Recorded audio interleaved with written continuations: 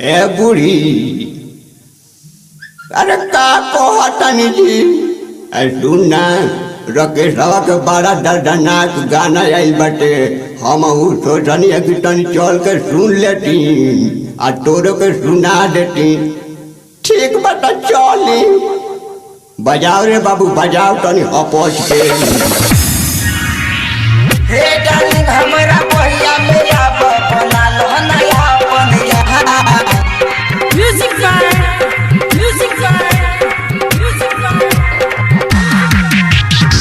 हे डार्लिंग हमरा पहिया मेरा बना लो नया बनिया। उठी सवेरे तू तो सजल सवरलू, उठी सवेरे तू तो सजल सवरलू, लगाही के गजरा कटा। हे गोरी हमरा बहिया में आब, हे गोरी हमरा बहिया में आब, बना ला नयापन भता। हे गोरी हमरा बहिया में आब, बना ला नयापन भता।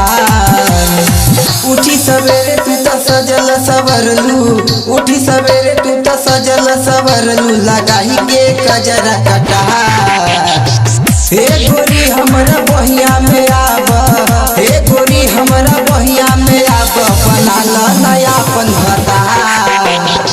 हे डार्लिंग हमरा बहिया में आब, बना लो नयापन यहाँ। म्यूजिक बाय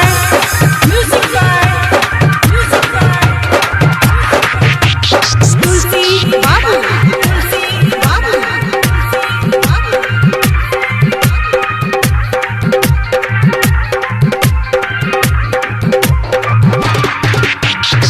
हे डार्लिंग हमरा बहिया में आब, बना लो नयापन यहाँ। गाँव में आके तुम्हारे स्टाइल, सेल्फी खींच के कहलू स्माइल, सेल्फी खींच के कहलू ए सुमना। गाँव में आके तुम्हारे स्टाइल, सेल्फी खींच के कहलू स्माइल। रहन दिखाई के लइकन के तरह साइके, रहन दिखाई के लइकन के तरह साइके, एनर्जी देलू तू बिगाड़। हे डार्लिंग हमरा बहिया में आब, हे डार्लिंग हमरा बहिया में आब, बना लो नयापन यार। हे डार्लिंग हमरा बहिया में आब, बना लो नयापन यार। म्यूजिक बाय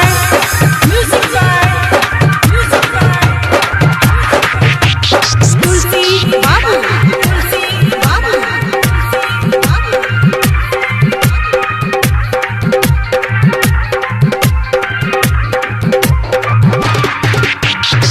हे डार्लिंग हमरा बहिया में आब, बना लो नयापन यार।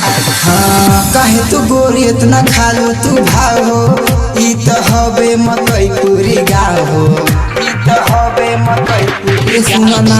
काहे तू गोरी इतना खालू तू भाव हो, ई त हवे मकई पूरी गाँव हो।